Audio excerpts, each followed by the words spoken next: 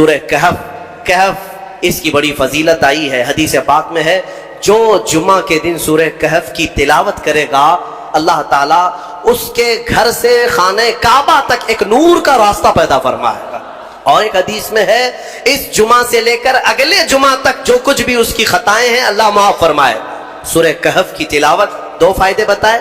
تیسرا سنو، سورہ کہف کی شروع کی 10 آیتیں جسے یاد ہو گئیں، سورہ کہف کی شروع کی 10 آیتیں جسے یاد ہو گئیں، میرے آقا فرماتے ہیں دنیا کا سب سے بڑا فتنہ دجال اللہ اس سے بھی اسے محفوظ رکھے گا۔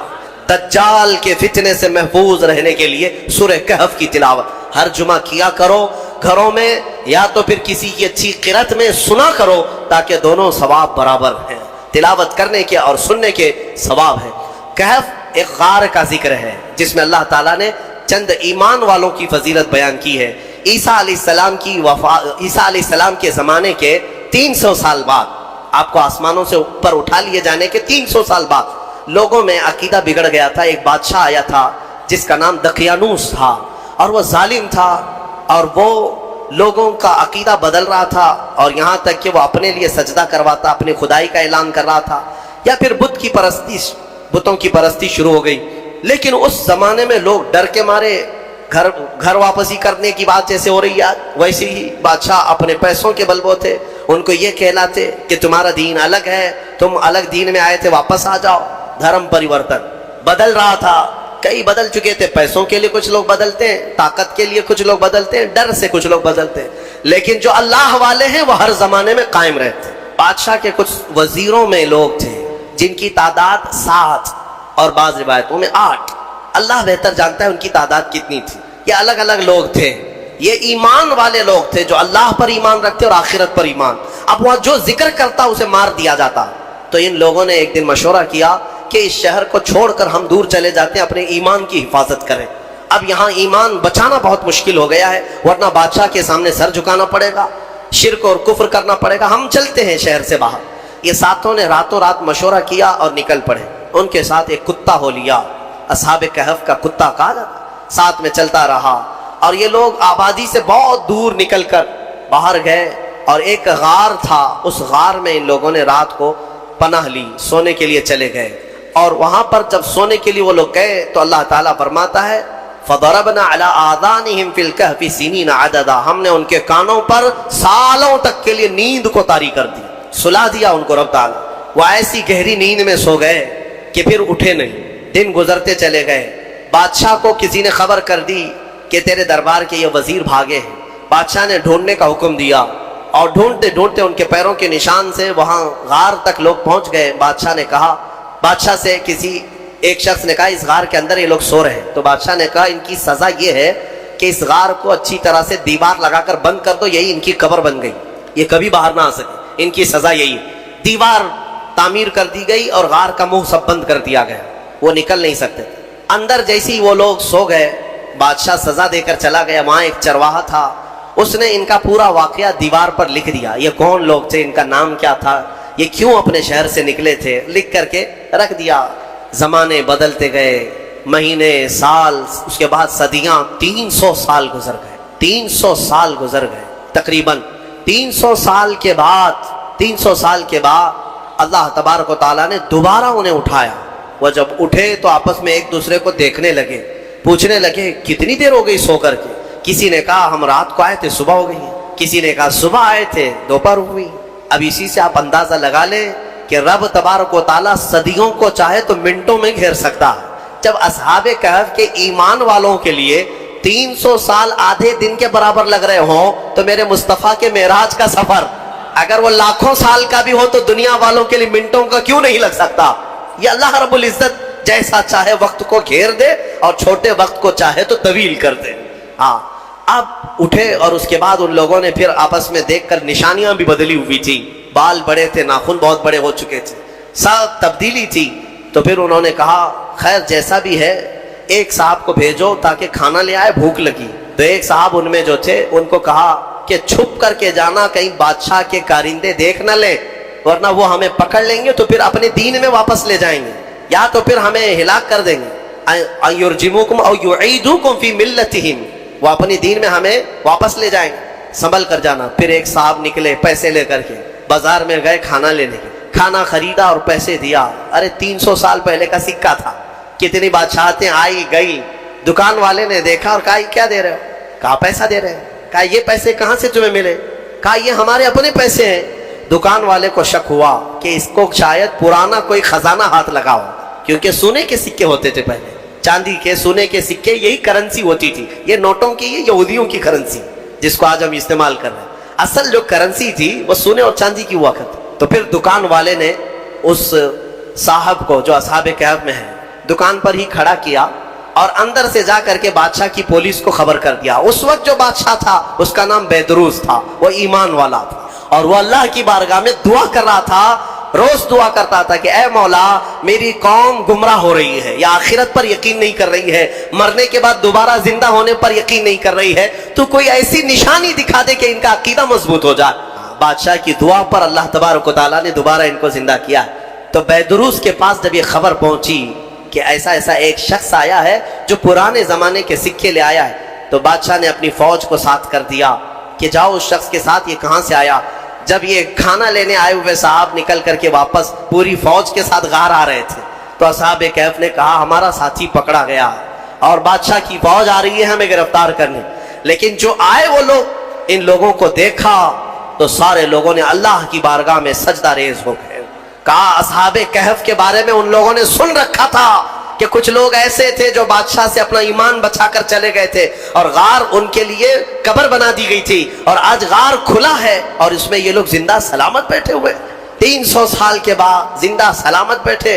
तो बादशाह ने अपनी पूरी कौम को बुलाया और कहा कि देखो, वो रब्बे कदीर 300 साल के बाद जब किसी को बेदार कर सकता है तो हर इंसान को मौत के बाद दोबारा जिंदा जरूर फरमाएगा। अकीदा आखिरत को जिंदा किया। अब असहाबे कहफ दोबारा अपनी गार में गए, खाने होने का मसला तो खत्म, और दोबारा उनको नींद लग गई। अल्लाह ने फिर उनको गहरी नींद में सुला दिया। जैसे ही वो सो गए तो असहाबे कहफ का कुत्ता भी उसी तरह जिंदा हुआ, उसी तरह फिर सोया। अब जो बैदरूस था उसने दीवार फिर से बना दी और उनका पूरा वाकया लिखा और वहां एक मस्जिद बनाई, और मस्जिद बनाकर वो डेट, वो जो दिन था जिस दिन वो उठे थे, उस दिन को यादगार के तौर पर सारे लोगों को ऐलान किया कि साल में जब ये दिन आएगा सब यहाँ जमा होंगे और अल्लाह की इबादत करेंगे। इसी से तो उर्स की शरई हैसियत भी साबित होती है। औलिया इकराम के उर्स हम जो मनाते हैं कुरान पाक में मौजूद है। असहाबे कहफ जिस दिन सोए, जिस दिन उठे, वो तारीख लिख दी गई। बहरहाल अब असहाबे कहफ को दोबारा जब अंदर रखा गया था तो सोने के ताबूत बनाए थे बादशाह ने। ये बैदरूस ने सोने के जनाजे ताबूत बनाकर उसमें उनको लिटाया और अंदर रखा। एक ही दिन के बाद वो बादशाह के ख्वाब में आए और कहने लगे कि हम दुनिया से भाग करके यहाँ आए और तू दुनिया हमारे पास लाया है, फौरन हमें इस सोने और चांदी से अलग कर। फिर दोबारा उनका गार खोला गया, फिर वो सोने के ताबूत से उन्हें निकाला गया और फिर साफ मिट्टी में उन्हें सुलाया गया। यानी मेरे अजीजों, अंदाजा करो इन 7 लोगों के बारे में कहीं कुरान में ये नहीं है कि वो नबी हैं, वो शहीद हैं, वो सिद्दीक हैं, नहीं, बल्कि मौला फरमाता है वो 7 नौजवान थे जिन्होंने अपना ईमान बादशाह से बचाकर अल्लाह पर यकीन करके गार में पनाह ली। तो अल्लाह ने उनका तसर्रुफ और ताकत इतनी अता की कि उनकी सोने के बाद भी वो जिसके ख्वाब में जाएं चले जाएं और 300 साल बाद जब चाहे बेदार हो जाएं। अब जिनके बारे में साफ साबित है कि उम्मत मुस्तफ़ा की ये औलिया हैं, सिद्दीक हैं, शहीद हैं, तो क्या वो अपनी कब्रों में जिंदा नहीं हो सकते? और अगर सिद्दीक शहीद जिंदा है तो मेरा मुस्तफ़ा भी अपनी कब्र में जिंदा है। रसूल पाक सल्लल्लाहु अलैहि वसल्लम की जिंदगी पाक को क्या समझ सकते हैं? असहाबे कहफ का ये जो वाकया है ये कुरान पाक में बयान किया गया। अजीजा ने गिरामी, अब भी असहाबे कहफ अपनी गार में सो रहे हैं, अब भी सो रहे हैं। यहाँ तक कि हदीस में है हर आशूरा की, मुहर्रम की तारीख को, यानी 10वीं मुहर्रम को वो करवट भी बदलते हैं। और कुरान ये कहता है कि सूरज भी उनके ऊपर से जाता है। वो गार ऐसी कैफियत में, लोकेशन ऐसा है उस गार का कि सूरज जब जाता है तो दोपहर के वक्त आता है तो सूरज उस तरफ को हो जाता है ढलने के वक्त, गर्मियों में उस तरफ, ठंडियों में इस तरफ। और मौला ताला कुरान में फरमाता है कि अल्लाह ताला ने हर मौसम की सख्ती से उनको महफूज रखा है। सूरह कहफ में दूसरे सफ़े में आप पढ़ लें, सूरज की तपिश से, बारिश की सड़न से, ठंडियों के गलाने से अल्लाह उनकी हिफाजत फरमाया। اور پھر فرماتا ہے وَتَحْسَبُهُمْ أَيْقَاظًا وَهُمْ رُقُودٌ، تم اگر ان کو دیکھو گے اللہ فرماتا ہے تو تمہیں وہ جاگتے ہوئے نظر آئیں گے. تَحْسَبُهُمْ أَيْقَاظًا وَهُمْ رُقُودٌ، جبکہ وہ سو رہے ہیں. وَنُقَلِّبُهُمْ ذَاتَ الْيَمِينِ وَذَاتَ الشِّمَالِ، اللہ فرماتا ہے ہم ان کو کبھی دائیں جانب کروٹ دیتے ہیں کبھی بائیں جانب کروٹ دیتے ہیں. اور اتنا ہی نہیں وَقَلْبُهُمْ بَاسِطٌ ذِرَاعَيْهِ بِالْوَصِيدِ، اللہ فرماتا ہے اور ان کا کتا پالتی مار کر ان کے قریب میں بیٹھا ہوا ہے. یعنی چاروں پیر جیسے کتا کسی کی نگرانی میں بیٹھتا ہے، قرآن کہہ رہا ہے ان کا کتا چاروں پیر پھیلائے ہوئے ان کے پاس بیٹھا ہوا ہے. کتے کے بارے میں قرآن میں آیا جس کا نام بھی قطمیر، وہ کتا ابھی بھی بیٹھا ہوا ہے غار میں. اور رب تعالیٰ یہ بھی فرماتا ہے تم انہیں دیکھ نہیں سکو گے، اگر دیکھنے کی کوشش کرو گے لَوَلَّيْتَ مِنْهُمْ فِرَارًا وَلَمُلِئْتَ مِنْهُمْ رُعْبًا، تم پیٹ پھیر کر بھاگ جاؤ گے، ایسا رعب ہم طاری کریں گے، رعب طاری ہو جائے گا، کوئی دیکھ نہیں سکے گا وہ کس کیفیت میں ہے. اللہ ان کی حفاظت کر رہا ہے. اب میں اس پورے سورہ کہف کے بعد اخیر میں ایک جملہ ضرور کہنا چاہوں گا. عزیزان گرامی، اصحاب کہف ایمان والے تھے، ایمان والے تھے اور اللہ تعالیٰ کے محبوب بندے تھے. لیکن کتا کون سے ایمان والا ہے؟ کتا کون ہے؟ کتا تو ایک جانور ہے اور اس کے بارے میں حدیث میں آیا ہے سارے جانور قیامت کے دن ختم کر دیا جائیں گے، وہ معدوم کر دیا جائیں گے، ان کا وجود ختم کر دیا جائے گا. لیکن کچھ جانوروں کا ذکر میرے آقا نے حدیث میں فرمایا وہ جنت میں بھی جائیں گے. ان جانوروں میں اصحاب کہف کا کتا بھی ان کے ساتھ جنت میں جائے گا. اصحاب کہف کا کتا جنت میں جائے گا. نبی پاک صلی اللہ تعالی علیہ وسلم نے یہ بھی ارشاد فرمایا اپنی میتوں کو جب قبرستان میں دفن کرو تو اچھوں کے بغل میں دفن کرو. یا اپنے لیے تم دفن کی جگہ منتخب کرتے ہو، ویسے تو کسی کو خبر نہیں ہے کہ کون کہاں مرنے والا ہے، لیکن اگر اتفاق ایسا آیا یا وصیت کر رہے ہو تو ایسی جگہ دفن ہونے کی نصیحت کرو جہاں اللہ والے آرام کر رہے ہو. کیوں؟ صحبت کا اثر مرنے کے بعد بھی ہے، قبروں کے بعد بھی. میں مرشد گرامی حضور تاج الشریعہ رحمۃ اللہ تعالی علیہ کی وصیت کو بتاتا ہوں. آپ نے فرمایا تھا اپنی زندگی میں اگر کہیں میرا انتقال ہو جائے سفر کے دوران تو وہیں کسی اللہ کے ولی کے آستانے پر یا کہیں قریب میں جگہ مل جائے مجھے دفن کر دینا. یہ نصیحت، یہ وصیت اپنی زندگی میں کیا تھا. جہاں کہیں اللہ والے ہوں وہاں پر ہمیں دفن کر دے. میرے عزیزوں، آج ہم جو تمنا کرتے ہیں جنت البقیع میں سونے کی، اس کی وجہ بھی یہی ہے کہ 10,000 صحابہ وہاں آرام کر رہے ہیں.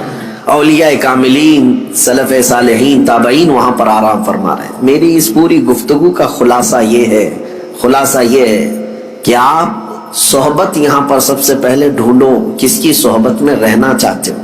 زندگی کے بہت مختصر دن ہیں، ظاہر سی بات ہے دھوپ میں چلنے والا چھاؤں ضرور ڈھونڈتا ہے. تو چھاؤں دیکھنے کے وقت یہ دیکھنا کہ کون سی چھاؤں لے رہے ہو، گدھے کی چھاؤں یا پھر کسی پھلدار پیڑ کے نیچے آنا پسند کرتے ہو. گدھا بھی کھڑا ہے، اس کی پرچھائیاں تو ہوتی ہے. گدھا اگر کھڑا ہو تو اس کی پرچھائی تو پڑتی، وہاں پہ بھی چھاؤں ہے. اگر تم یہ سوچتے ہو دھوپ سے بچنے کے لیے یہ چھاؤں لے لوں تو تمہاری سوچ پر اور تمہارے انتخاب پر تو دنیا کہے گی. ہاں اگر تم نے کسی گھر کا سایہ لیا یا کوئی درخت کا سایہ لیا تو کم از کم اتنا تو کہا جائے گا کہ ہاں اس نے سوچ سمجھ کر کے چھاؤں کا انتخاب کیا ہے. لیکن میں جس چھاؤں کی بات کر رہا ہوں میرے عزیزوں، جن صحبتوں کی میں بات کر رہا ہوں، اپنی اس شارٹ زندگی میں، مختصر زندگی میں اس صحبت کا انتخاب کرو جو صحبت تمہیں رسول اللہ کے قدموں تک پہنچاتی ہو، نبی پاک صلی اللہ تعالی علیہ وسلم تک پہنچاتی ہو. اس صحبت کا انتخاب کرو. اور اسی لیے جانتے ہیں صوفیاء اکرام نے پیر کا انتخاب کرنا، مرشد کون ہوتا ہے اس کے لیے بھی کیا رکھا ہے جانتے ہیں؟ ظاہر سی بات ہے مرشد اور پیر ایک سایہ ہے جس کے سائے میں بیٹھ کر کے دل کو قرار آتا ہے، سکون آتا ہے. دنیا کی دھوپ، گناہوں کے جھمیلوں سے نکل کر کے جب اپنے مرشد کے سائے میں بیٹھے تو اس کو دل کا قرار آئے. لیکن جانتے ہو صوفیاء اکرام نے مرشد تلاش کرنے کے لیے بھی یا پیر ڈھونڈنے کے لیے بھی جو چیز سب سے اہم بتائی ہے وہ کیا ہے؟ یہ علامتیں نہیں رکھی گئی ہیں کہ چہرہ گورا ہونا چاہیے، کپڑے ایسے پہنتا ہو، اتنا لمبا ہو، اتنا ناٹا ہو، اتنا چوڑا ہو. یہ سب چیزیں تو نہیں ہیں، لیکن البتہ یہ کہا گیا ہے، یہ فرمایا گیا کہ مرشد کی تلاش میں تم یہ دیکھو کہ تم صحبت میں اس کے رہنے والے ہو، اس کی چھاؤں میں بیٹھنے والے ہو. یہ ضرور خیال رکھنا، مرشد وہی ہوگا تمہارا جس کو دیکھ کر کے تمہیں اللہ کی یاد آنے لگے اور اپنے گناہوں سے نفرت ہونے لگ جائے، نبی پاک صلی اللہ تعالی علیہ وسلم کے دیدار کی طلب بڑھ جائے۔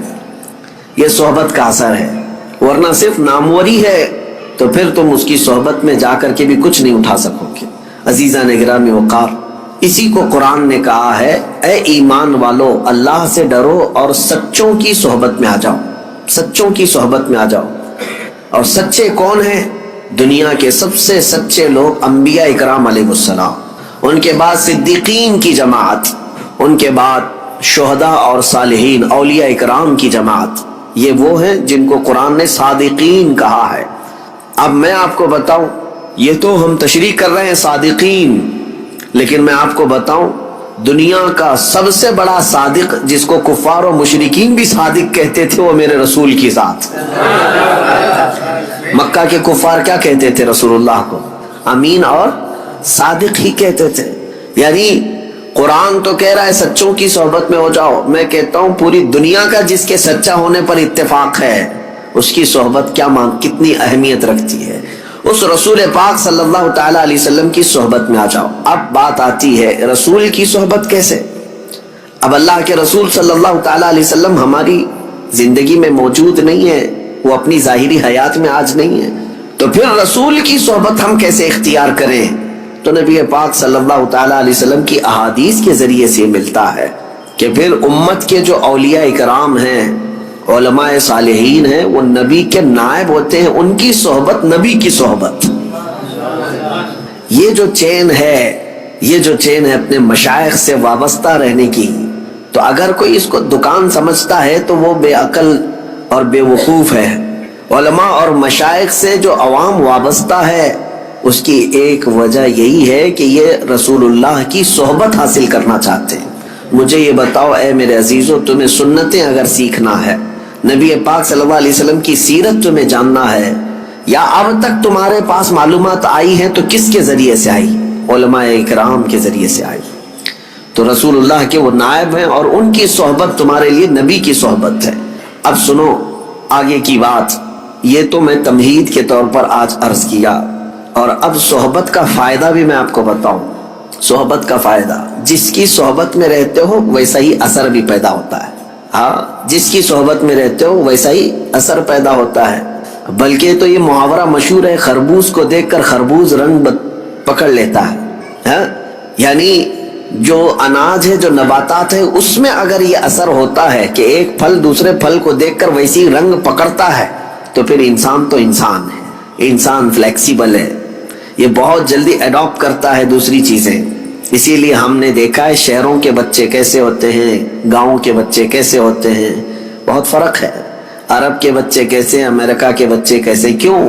بچے کیا ماں کے پیٹ سے سب سیکھ کر کے آئے؟ نہیں، یہ سارا ان کے اوپر صحبتوں کا اثر ہے۔ یہ جس سائے میں رہتے ہیں بچے وہی اڈاپٹ کرتے ہیں۔ اب ان بچوں کی بولی جیسے ہی زبان کھلتی ہے کون سی باتیں کرتے ہیں، کون سی باتیں کرتے ہیں؟ یہ آسمان سے کوئی زبان لے کر کے آئے؟ نہیں، یہ جس سائے کے اندر رہ رہے ہیں، آپ کو جیسا بولتے ہوئے دیکھا ویسی ہی ان کی بھی زبان کھل گئی، وہی جملے، وہی الفاظ، وہی زبان۔ جس گھر میں گالی گلوچ ہو رہی تھی تو بچے کوئی اندازہ نہیں گالی گلوچ کیا ہوتی ہے، لیکن اس کو خیریت سمجھ کر کے گالی ہی دیتا ہے۔ کسی کو وش کرنے کے لیے بھی وہ گالی ہی دیتا ہے، کیونکہ اس نے ماحول ویسا حاصل کیا ہے۔ اور جن بچوں کے گھر دینی ماحول میں ڈھلے ہوئے ہیں ان بچوں کی زبان پر بھی اثر نظر آتا ہے۔